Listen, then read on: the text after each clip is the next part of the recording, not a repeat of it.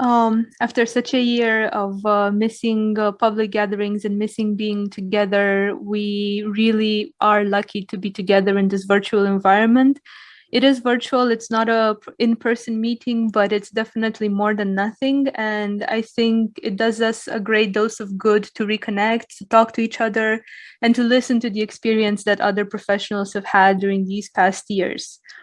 And speaking about the context of the pandemic and what it has forced us to learn and forced us to adapt to, I would like to segue into the subject of the next presentation. So I think you've noticed that during the past 2 years, organizations have taken on the difficult task of migrating to remote work, which means that protecting the people, the apps, and the devices have totally escaped the physical boundary of the office. Tudor Damian, who is a Microsoft MVP and a certified ethical hacker, will demystify zero trust architectures from us, from how they work to how they can be implemented. And I think this is even more important right now when zero trust could be one of the best answers that we have to securing our assets inside organizations and securing both our public and our private lives. Tudor, I entrust the microphone to you. Hello again to everyone. I did briefly touch on this subject during the panel earlier this morning. So for those of you who've been a part of that, this is just a continuation of the discussion around zero trust that we had there. And without further ado, let's get straight to it. We don't have nearly enough time to talk about everything that zero trust is and what how it can help us, but I'll try to at least give you a better overview of what it means. So a little bit about me. My background is in cybersecurity and infrastructure. I've been working with customers all over the world for the past 15 plus years, doing a lot of like migrations to the cloud in recent years, helping customers better secure their infrastructures and their applications, ensuring the training and the awareness of security throughout organizations and things like that. So I've been encountering a lot of the issues that have arisen over the years in the cybersecurity world from different perspectives, talking to the people that actually face them and talking to the people who were supposed to be managing or preventing those things, discovering these things inside companies, and everything in between. So enough about me. Let's look at the structure of the agenda for my session today. First off, we will look at what zero trust is, and then we'll try and briefly touch on some subjects like why should I do it and how do I tell whether this is the right solution for me, and then figuring out how to do it and how do you pick the best solutions out there and what you should be looking for. We'll be touching briefly on the maturity model. There's a couple of examples that I'll be giving there, and we'll have a wrap up of the whole thing, and we'll try to figure out the next steps together. I'll also try to leave some room for any questions towards the end. Hopefully there's enough time for that left. So looking at zero trust itself, now not only because of the pandemic, but that really contributed to the whole thing. There's two recent trends in cybersecurity that are more noticeable in recent years. One is the whole shift to remote work and working from home. And yes, the pandemic definitely contributed to that. It's clear that a lot of companies already have that or are working towards a hybrid workspace. And like the slide says, remote work has kind of become the new signing bonus. And I've seen and talked to people in HR that have reported people coming into interviews and asking a different pay for a work from home model and a do you want me to come into the office every day model, because that's going to cost you extra, because that's going to make me waste time commuting and things like that. So it's becoming more and more common, and that's one of the trends. For the companies that actually do this, a lot of them do have security concerns. There's a study that was published in the Wall Street Journal that showed that around 94% of companies actually have these concerns. You can see them somewhere on the right side of the slide. Concerns around employees downloading unsafe apps on their computers and devices, on ransomware attacks and phishing attacks, and so on. Then there's another trend that may not be as visible to the regular users, which is the increasing number of attacks by state-sponsored actors, attacks targeting supply chains, attacks targeting large-scale infrastructures and MSPs and things like that, which does tend to shift the focus in the cybersecurity world quite a bit. So that's really important to keep in mind, because Zero Trust does provide some solutions to both of these things. Then there's the shift in mindset that unfortunately not a lot of people and not a lot of companies have been able to do, and how we deal with things and how we look at things. Back in the day, the expectation was that all the users you have in your system are your employees. Nowadays, that's no longer the case. You might find that your partners and customers have a user in your system, in your Active Directory or Azure Active Directory, for instance, if you use, say, Microsoft 365 or Office 365. Back a few years ago, if we just look at 5-10 years ago, there were a lot more corporate devices being used as compared to the bring your own device policies that allow people to use their own personal phones to access company emails and company data. This has been a clear trend in recent years, and nowadays it's quite common for people to use their own devices to access company, and they expect to be able to access company data from wherever, whenever they need to. So that's part of the discussion. Years back, most applications were on-premise. Now everything has been moving to the cloud, and everything is now in the cloud. So you expect to be able to connect to that app from wherever, but you still want to secure that as to the best of your abilities. Before the pandemic, and that's an obvious change happening in the past year and a half or so, work was thought to be done at work. Now, work needs to be done anywhere, and a lot of companies only survived because they were able to accommodate this. The ones that weren't able to, and they said, no, you need to come into the office to do your job, even if it was possible, because there's certainly cases where certain jobs cannot be done without your physical presence, but in some cases where that can be done and the companies have refused to do it, those companies have had a lot of things to lose because of that, and employees just left and started working for some other company that allowed them that work from home policy.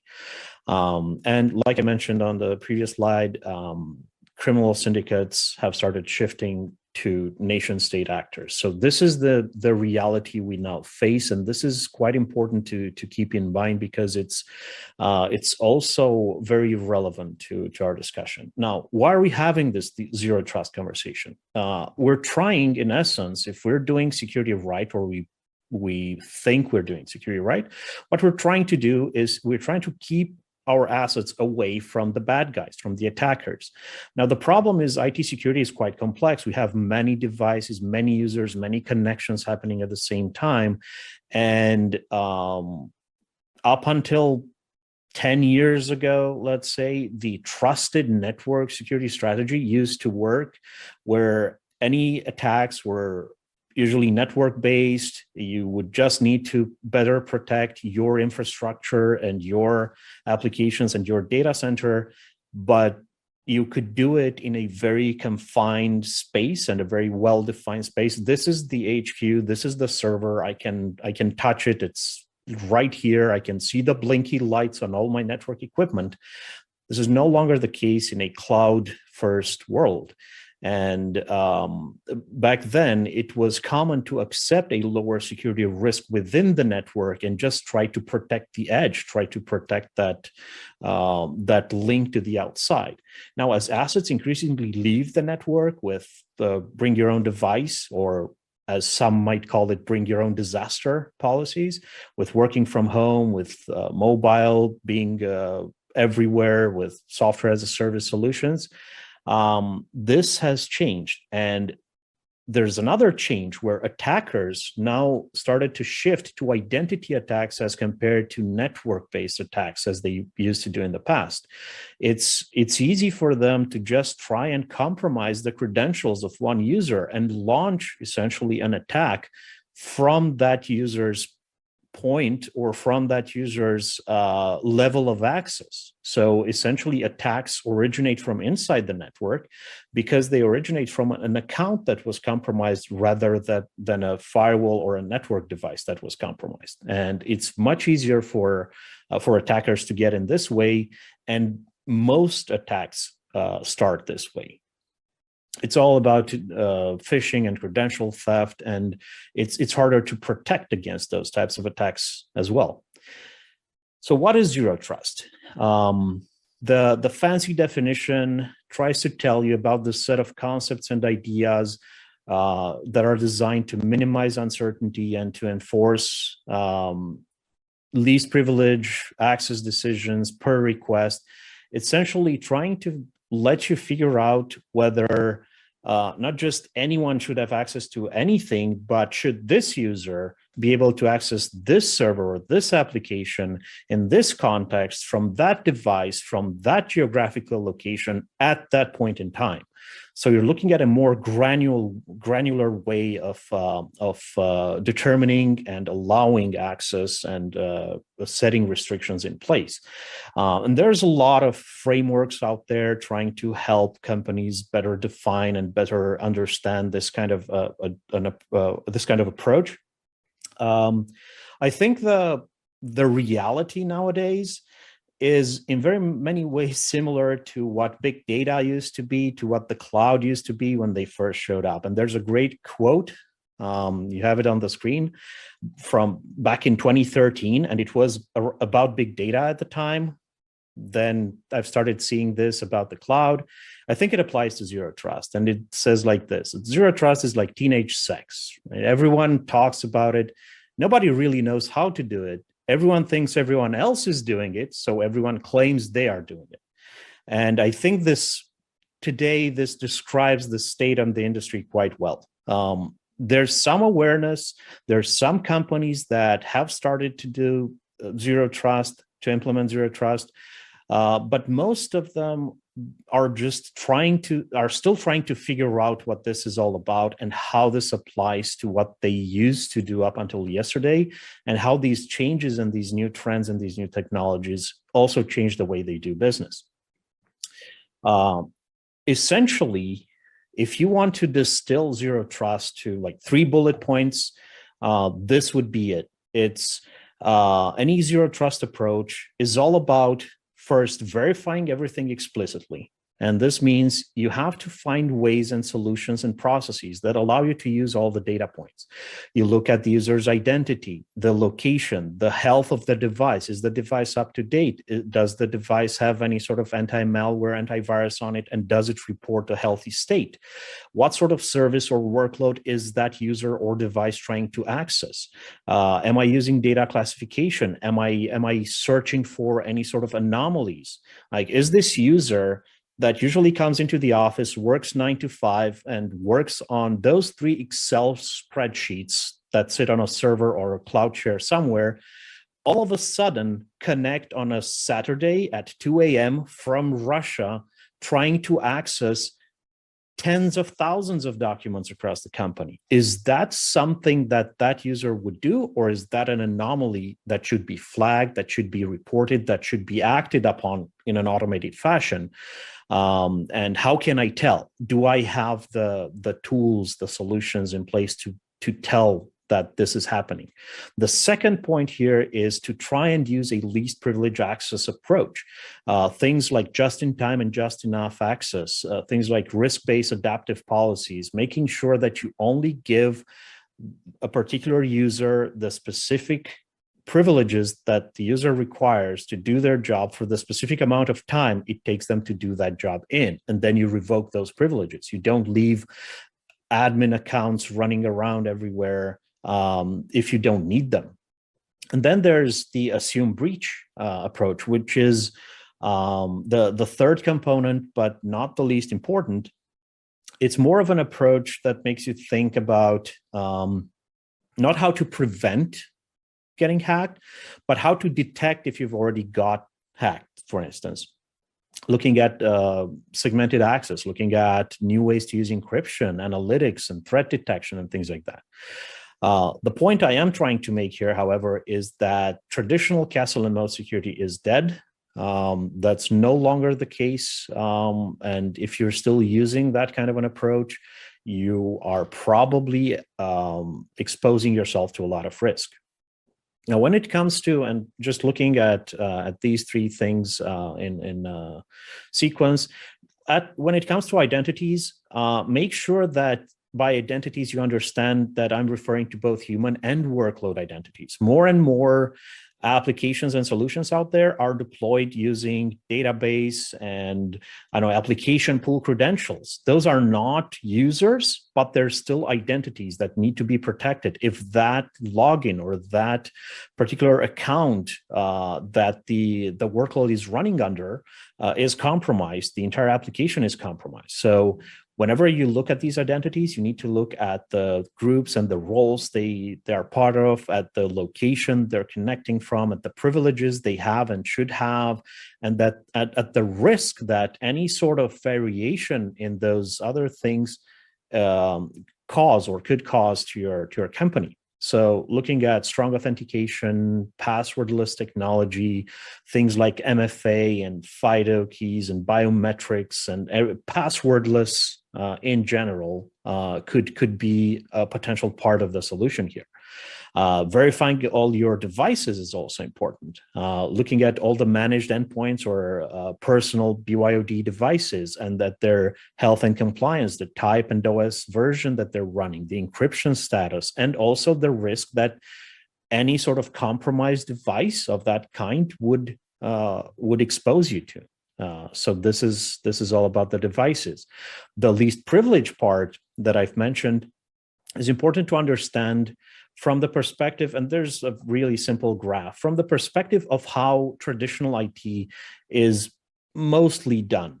In time, there's a trend that the permissions that are granted to users are significantly more than the permissions that are actually used or needed at any given time. You might have needed to change something on your DNS server 6 months ago, so you are granted permissions to do so. If those permissions are still in place, that means your user has had those permissions for 6 months and not used them.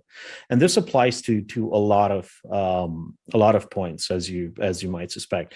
That gap between the permissions granted and the permissions that are actually used or needed is the amount of risk you're exposing yourself to in case that particular account, your account, for instance, gets compromised, right? And it's important to use that least privilege approach. And also, when looking at identities, you need governance, and it might be different if you look from the type of workload and the type of identity. But both user identities and workload identities go through very specific cycles, and you need to be able to control and have insight into all those cycles. When it comes to users come on board, they get hired, they get the access they need, they might change the position or job, or they might leave the company, so those permissions might need to be revoked. It's similar with a workload identity for an application that comes from like a dev or staging environment, goes into production under specific rights and permissions, and then it may be moved or decommissioned. So it kind of goes through similar cycles. And you need to understand both of these cycles in order to better protect those.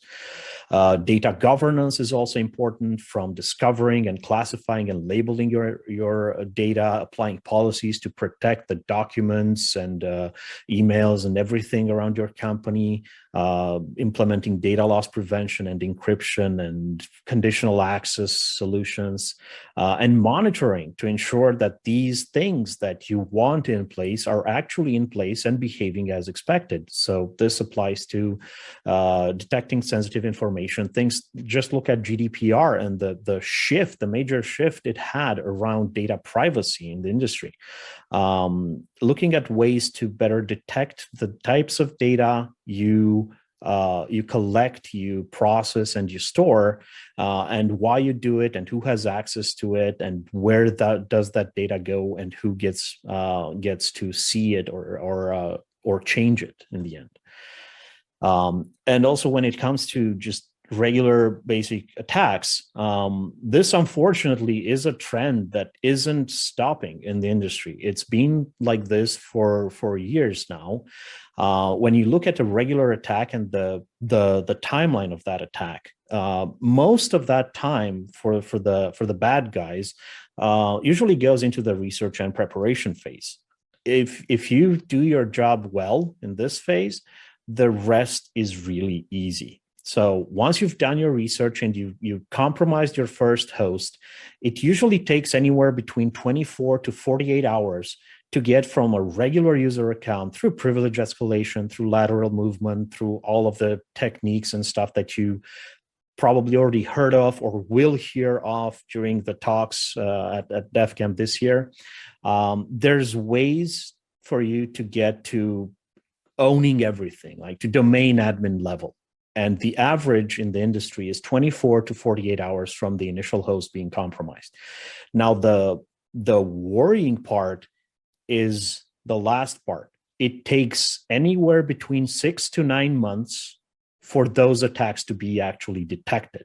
And this is where the problem lies. Imagine right now a hacker sitting on your network and having been there for the past 6 months with access to everything, to your data, to your databases, to all your files, to the source code of all your applications. What could they do, and what could they have done during all this time? This only refers to attacks that have been detected. If the hacker is really, really good, you don't even know they were there. They get in, they get what they want, they change what they want, and they leave no trace for you to determine that they were even there. That's reality. That's the average. And while it may vary from industry to industry, it's not that one case where a major, I don't know, cloud provider or a major software as a service provider out there was hacked. There's too many of them to even count in recent years. With this reality in mind, this is where the assume breach approach comes in. This is why this is important. Asking yourself, what if I've already been hacked? How could I tell? Like, monitor everything that goes on your network. Look for indicators of compromise. Look for indicators of attack. Maybe use machine learning and AI even those solutions still need to adapt and evolve and look at modern attacks like token theft and forged SML tokens and workload identity attacks and things like that. But unless you're already thinking about how can I better do my job here, how can I better prevent this, you're probably already at risk. And then there comes a discussion about the possibility of doing automated mitigation and remediation. If you search for SOAR solutions, which stands for Security Orchestration, Automation, and Response, those are platforms that not only detect bad things going on, but they also try to either remediate or automate a response before you can even get to work. Because if you detect an attack on a Saturday at 2 a.m. and you only block that user on Monday at 9 a.m. when your IT guys log into work, that may already be too late. So you need to have these kinds of responses as automated as possible with as little human interaction in the response chain. And once you do that, you'll be better protected. If we are to just take an overview look, a deep breath, and just sit back, this is what zero trust would look. You have your zero trust policy in the very middle, and you need to look at both identities and endpoints or devices, whether they're corporate or personal. Ensure that identities, human and workload identities, have strong authentication. Ensure the devices that connect go through some compliance requests. And then on the right side, you need to ensure that your data is classified, labeled, and encrypted, that your apps have some form of adaptive access in between them and the identities and the users accessing them. Your infrastructure has just-in-time versioning, runtime controls, telemetry, and all that stuff, ensuring that your network has traffic filtering and segmentation, ensuring that all of this feeds into your threat protection models, doing continuous assessment, threat intelligence, forensics, and things like that. Response automation, this is where it falls in, and trying to continuously optimize this policy. Now, this might be more abstract. There's a lot of solutions out there that fall into all these little pieces, and that would allow you to build something like this when it comes to it. The impact of doing this is both around user access. You will be running a policy-driven access architecture where you explicitly validate the trust of requests and dynamically address any sort of insufficient trust that you might find. You will be doing modern SecOps, which is all about pervasive detection and response and ensuring that you have a deep visibility into your assets, both inside and outside the firewalls, and you have rapid remediation. And you also look at your operational technology, industrial Internet of Things, and all the good stuff that comes with that, and your data center. You need to be able to monitor and segment your assets by business risk. And this is all about the workload, the apps, the APIs, device security, and so on. Now, just 30 seconds on the maturity models. There's a couple of them out there.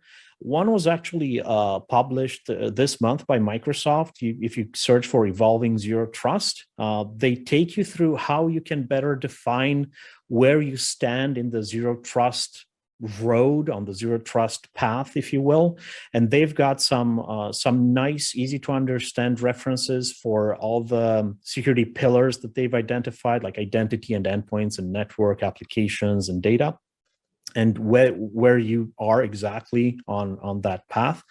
A more complex one was published by CSA in the US, and it's undergone some reviews, and the final version of it, this is still a draft right now. The final version of it is due to be published soon, following the feedback that they collected in September and October.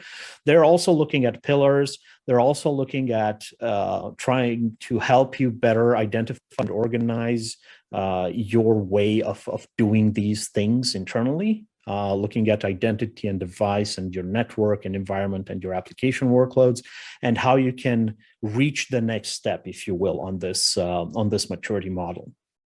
So that kind of brings us close to the end.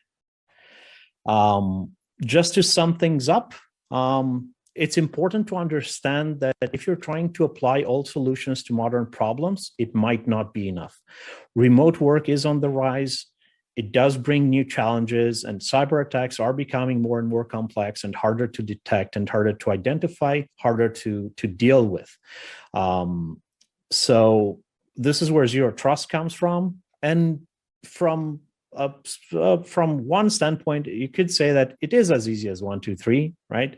1, verify everything explicitly. 2, use least privilege access. And 3, use an assume breach approach. Implementing these means understanding these. So it does go back to user education and awareness.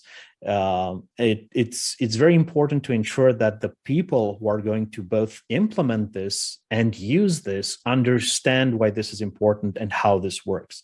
Just doing it for the sake of doing it and throwing technology at the problem is not the right solution. You need the people to be on board, and you need them to understand why you're doing this and how you're doing this.